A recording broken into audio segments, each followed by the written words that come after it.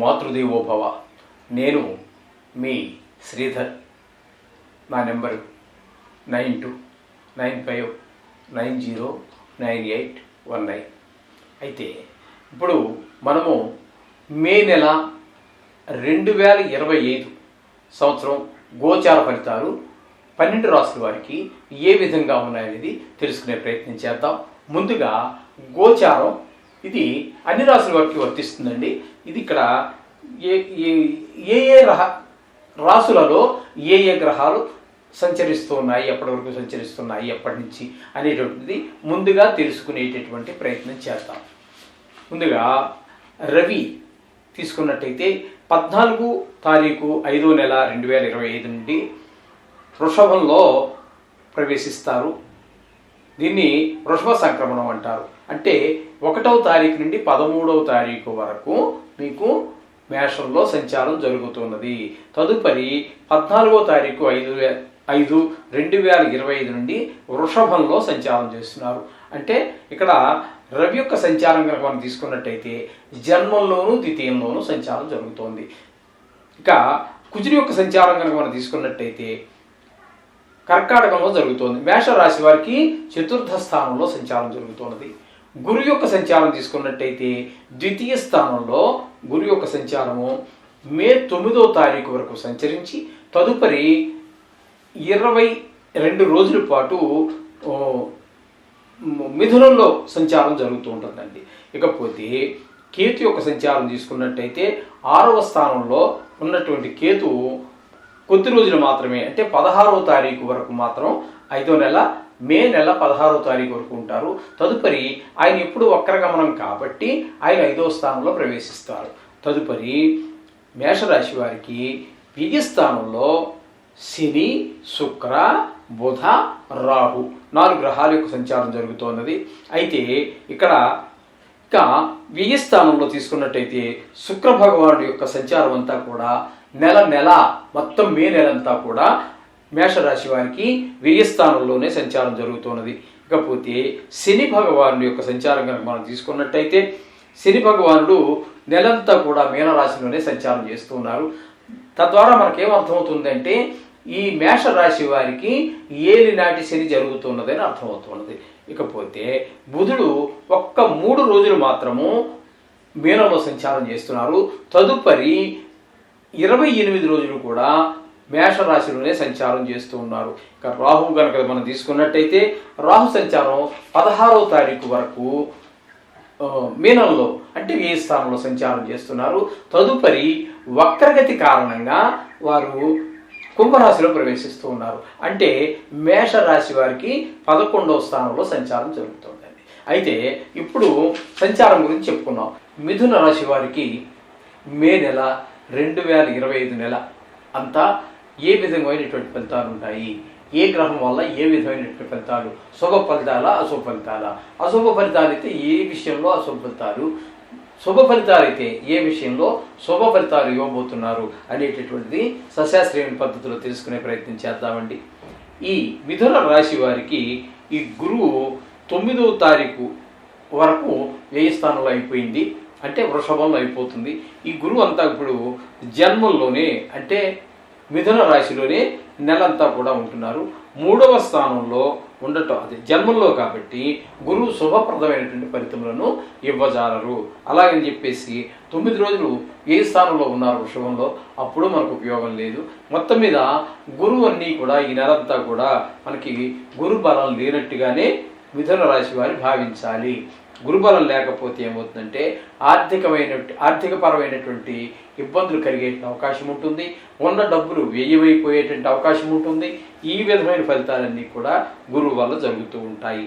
ఇకపోతే ద్వితీయ స్థానంలో కుజుడు కర్కాటకంలో నెలంతా కూడా ఉన్నారు. ఆయన ఆ నెలంతా కూడా ద్వితీయ స్థానంలో ఉన్న కారణంగా ఇక్కడ మనకి ఆదాయం తగ్గటము, కుటుంబంలో భార్యా పిల్లలు కొంచెం అనారోగ్య పాలు కావటము, అలాగే వాళ్ళ చదువు మీద శ్రద్ధ పెట్టలేకపోవటము, మిగతా విషయాలు చదువు తప్పించి మిగతా విషయాల మీద శ్రద్ధ పెట్టడము, అలాగే కొంచెం దుష్ట సహవాసాలు చేసే అవకాశము ఉంటుంది. గాయాలు అయ్యే అవకాశం కూడా మనకి కుజుని వల్ల కలిగే అవకాశం కూడా పిల్లలు ఆటల్లో పడి తగ్గించుకోవటం, దాని ద్వారా కూడా కొంత చికాకు మనకు కలగటము, ధనం వేయడం, డాక్టర్ ఇవన్నీ ఇలాంటివి కూడా అవకాశాలు లేకపోలేదు. ఈ విధమైనటువంటి తద్వారా ధనం వ్యయం అవటం ఉంటుంది. అలాగే మాటలో కూడా కఠినత్వం పెరుగుతూ ఉంటుంది. ఈ కఠినత్వం మాటలో ఉంటే మనం అందరికీ ఇంట్లోనే కాదు బయటైనా సరే ఎక్కడైనా సరే మాటలో కఠినత్వం ఉంటే శత్రువులు పెరుగుతూ ఉంటారు. అది ఈ విధమైన ఫలితాలన్నీ ద్వితీయ స్థానంలో కుజుని యొక్క సంచారం వల్ల జరుగుతుంది. ఇక కేతు యొక్క సంచారం కనుక మనం తీసుకున్నట్టయితే చతుర్థ స్థానంలో 16వ తారీఖు వరకు ఉంటారు, మే 16 వరకు. చతుర్థ స్థానంలో ఏ విధమైనటువంటి శుభఫలితాలు మనకు జరగవండి. అదే ముఖ్యంగా మనకి ఇక్కడ ఇంటికి సంబంధించినటువంటి రిపేర్ ఏదైనా చేసుకోవాలనుకున్నా, లేదా కొనాలనుకున్నా, లేదా స్థలం ఏదో కొనాలనుకున్నా అందులో ఏమాత్రం ఆ 16వ తారీఖు వరకు ముందుకు వెళ్ళే ప్రయత్నం లేదు. అలాగే రియల్ ఎస్టేట్ వ్యాపారం చేసేవారికి కూడా 16వ తారీఖు వరకు మే నెలలో అనుకూలమైన సమయం కాదు. తదుపరి 3వ స్థానం అయినటువంటి వక్రగతి సంచారం కదండి కేతువు. తద్వారా ఆయన కన్య నుండి సింహంలోనికి, అంటే మనకి మిథునం నుంచి తీసుకున్నట్టయితే 3వ స్థానంలో ప్రవేశం చేస్తున్నారు. 3వ స్థానంలోకి వచ్చినటువంటి 15 రోజులు కూడా చాలా చక్కటి ఫలితాలన్నీ ఉంటాయి.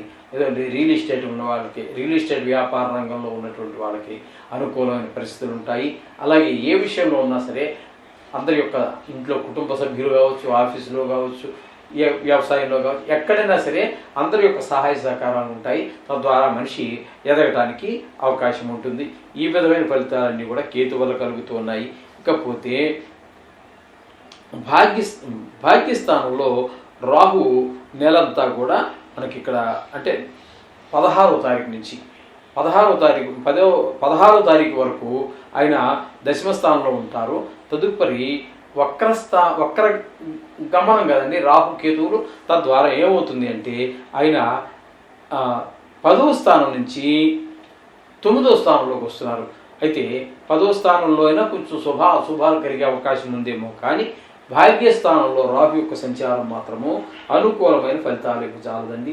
ఇంట్లో పెద్దవారు, పితృలు కానీ, అంటే దాని పెద్ద తండ్రి గారు కానీ, ఆ వయసు వారు కానీ ఎవరైనా ఉన్నట్టయితే ఆరోగ్య విషయంలో బాగా ఇబ్బంది పెడతారు.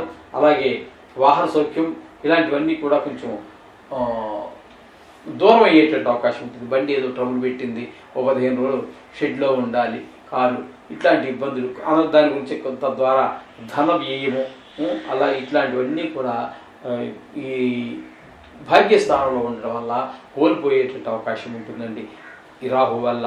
ఇకపోతే ఇదే రాహు మనకు దశమంలో కొద్ది రోజులు ఉండాలని చెప్పుకున్నాం కదా, కొన్ని అశుభ ఫలితాలు ఇస్తూ ఉంటారు. తర్వాత బుధుడు 10వ స్థానంలో ఒక 3 రోజుల పాటు ఉంటారు. తదుపరి నెలంతా కూడా 11వ స్థానం అయినటువంటి మేషంలో ప్రవేశిస్తారు. ఇక్కడ బుధుడు 3 రోజులు ఉన్నటువంటి దశమ స్థానంలో కానీ, నెలంతా ఉన్నటువంటి ఏకాదశ స్థానమైనటువంటి మేషంలో కానీ సంచారం అంతా కూడా చాలా శుభప్రదమైనటువంటి ఫలితాలన్నీ ఉంటాయి. ధనానికి కానీ, ఉద్యోగ విషయంలో కానీ, వ్యాపార విషయంలో కానీ, అన్ని రంగాలలోనూ మీకు బుధుని వలన ఏ విధమైనటువంటి ఆటంకము కలగదు. ఏ విషయంలోనూ కూడా ఏ విధమైనటువంటి ఆటంకం కలగదు. అన్ని పరిపూర్ణమైన సహాయ సహకారం అంతా కూడా 2 స్థానాల్లోనూ కూడా అందిస్తూ ఉంటారు బుధవారం. ఇకపోతే శని కనుక మీరు తీసుకున్నట్టయితే శని దశమ స్థానంలో సంచారం జరుగుతోందండి. ఈ దశమ స్థానం అంటే మీనంలో సంచారం జరుగుతుంది. ఈ మీనంలో శని యొక్క సంచారం వృత్తిపరమైనటువంటి కొన్ని ఇబ్బందులు, వ్యాపారం అయితే వ్యాపారం, వృత్తిపరమైన ఇబ్బందులు కలగజేసే అవకాశం ఉంటుంది.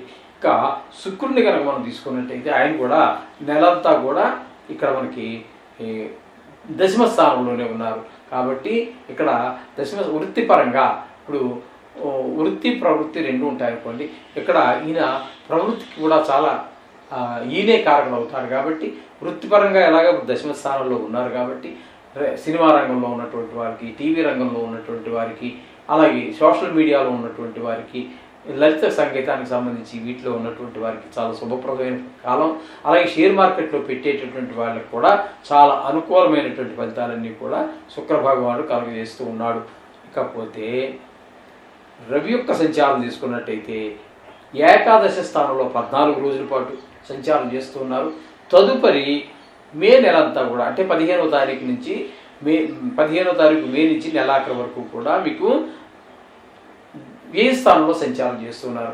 11వ స్థానం అయినటువంటి మేషంలో సంచారం చేసే 14 రోజులు మాత్రం అన్ని శుభాలు కలుగజేస్తారు. ఆరోగ్య విషయంలో, ధన విషయంలో, ఆరోగ్యం, సంపద విషయంలో, మనసు ఉత్సాహంగా ఉండడం విషయంలో, ఒకటేంటి అన్ని రకాల విషయాల్లోనూ కూడా రవి చాలా అనుకూలంగా ఉన్నారు. తదుపరి వ్యయంలో వచ్చిన తర్వాత మాత్రం ధన వ్యయము, అలాగే మనో విచారము, చాలా కొన్ని మొత్తం మీద అన్ని చెడు సంబంధించి దుష్ట ఫలితాలే ఇస్తారు. ఆరోగ్య విషయం కూడా చాలా ముఖ్యంగా చూసుకోవాలి. అయితే ఇక్కడ మీరేం చేయాలంటే ఆరోగ్యానికి సంబంధించినటువంటివి ఈ రవి యొక్క కవచం, రవి కవచం అని ఉంటుందండి. ఆ కవచం చదువుకున్నట్టయితే అంటే రోజు మీరు ఎలాగ నవగ్రహాలు చేస్తున్నారు కాదని కాదు, ఎక్కువగా మీకు ఇబ్బంది పెట్టేటట్టయితే మీకు ఏ గ్రహం అయినా సరే, ఏ గ్రహం వల్ల ఆరోగ్యం పరమైనటువంటి సమస్యలు తలెత్తే చూసుకోండి. దానికి సంబంధించినటువంటి కవచం అని ఉంటుంది. ఆ కవచం చదువుకోండి. ఒకవేళ మీకు లేకపోతే మమ్మల్ని వాట్సాప్లో పెట్టండి, మీకు నేను డైరెక్ట్గా చెప్పటమో లేదా పంపించడమో చేస్తాను. ఆ విధంగా కూడా మనం చేసుకుంటాం. ఈ విధంగా ఈ రవి వల్ల. ఇకపోతే బుధుని యొక్క సంచారం ఒక 3 రోజులు తీసేస్తే నెలంతా కూడా మనకి చాలా అనుకూలమైన పరిస్థితులు కల్పిస్తూ ఉన్నాడు. 11వ స్థానంలో కాబట్టి ఆర్థిక పరమైనటువంటివే కాకుండా మీ తెలివితేటలు వికసించడానికి, అలాగే అన్ని విషయాల్లో కూడా మీకు సహాయ సహకారం అందిస్తూ ఉంటారు. ఇకపోతే గురువు మాత్రం పూర్తి మీకు చెప్పాం కదండి, 9వ తారీఖు వరకు వ్యయ స్థానంలో, తదుపరి జన్మల్లో కాబట్టి అది మనం చెప్పేసుకోవడం జరిగింది. అందుచేత గురువు వల్ల ఏ విధమైనటువంటి ఉపకారము, మంచి శుభప్రదమైనటువంటి ఫలితాలు అయితే లేవు. ఈ విధంగా మొత్తం మీద మిథున రాశి వారికి మన ఫలితాలన్నీ చెప్పుకోవాల్సి ఉన్నది. అయితే ఎన్ని గ్రహాలు అనుకూలత ఉన్నా పాక్షికంగా కొన్ని అనుకూలంగా ఉన్నాయి, నెలంతా కొన్ని అనుకూలంగా ఉన్నాయి. అంచేత కొన్ని పాక్షికంగా అనుకూలంగా లేవు, కొన్ని పూర్తి నెలంతా కూడా అనుకూలంగా లేని పరిస్థితులు ఉన్నాయి. కాబట్టి ఏదేమైనా సరే నవగ్రహాలకు సంబంధించి కానీ, నవగ్రహ శ్లోకాలు కానీ, గాయత్రి కానీ, కవచాలు కానీ ఏదైతే అది మీరు చదువుకోండి. ఇది మాత్రం మానవద్దు. ఇది నిత్యం మీ పూజలో ఒక భాగం చేసేసుకోండి. మీకు నోటి కనుక ఆ శ్లోకాలు వచ్చేస్తే 2 నిమిషాలు కూడా పట్టదు. కాబట్టి ఇది గమనించండి. మీరు కొద్ది రోజులు శ్రమ అనుకోకుండా ఒక్క 2 మినిట్స్ కేటాయిస్తే, ఒక 40 రోజులు అనుకోండి, ఒక దీక్షగా పెట్టుకోండి, అప్పటికి ఎంత సంస్కృత శ్లోకాలైనా మీ నోటికి వచ్చేస్తాయి. తదుపరి 2 నిమిషాల కంటే ఎక్కువ పట్టదు. అది జీవితాంతం చదువుకోండి. ఆ 40 రోజుల యొక్క ప్రభావం మీకు కళ్ళు మూసుకుని చదివేసుకొని మీరు ఖాళీ ఉన్నప్పుడు కూడా చదువుకోవడానికి అవకాశాలు ఏర్పడుతూ ఉంటాయి. అంతేకాకుండా ఈ నెలలో మనకి కొన్ని ప్రత్యేకమైనటువంటి పండుగలు వస్తూ ఉన్నాయి. ఏంటంటే హనుమ జయంతి ఒకటి వస్తున్నది, అలాగే శని త్రయోదశి ఒకటి వస్తున్నది. ఈ విధమైన శని వల్ల బాధపడేటటువంటి వారు ఎవరైనా ఉన్నట్టయితే అటువంటి వారు కూడా ఈ శని త్రయోదశిని ఉపయోగించుకోండి. అలాగే 15వ తారీఖున పుష్కరాలు అని వస్తున్నాయి, సరస్వతి పుష్కరాలు వస్తున్నాయి. ఆ సరస్వతి పుష్కరాలు కూడా మీకు పుష్కర స్నానం కూడా చాలా సకల దేవతలు ఆ నదిలో ఆ 12 రోజులు స్నానం చేసి అక్కడే ఉంటారు. వారి యొక్క అనుగ్రహం కలుగుతుందని మనకి పెద్దలు అందరూ చెప్తూ ఉన్నారు. కాబట్టి మనం దాన్ని ఉపయోగించుకుంటే కొన్ని మనం నవగ్రహాల ద్వారా చాలా వరకు పోగొట్టుకున్నా, ఇంకా మిగతా దోషాలు ఏవేవో ఉంటాయి కదండి, అవన్నీ కూడా పోగొట్టుకోవటం, పెద్దల యొక్క ఆశీర్వచనం పొందటం, అక్కడ పితృతర్పణాలు అవి ఉంటాయి కాబట్టి అవి కూడా చేసినట్టయితే పితృదేవతల అనుగ్రహం కూడా పొందడానికి అవకాశం ఉంది. శుభం భూయాత్.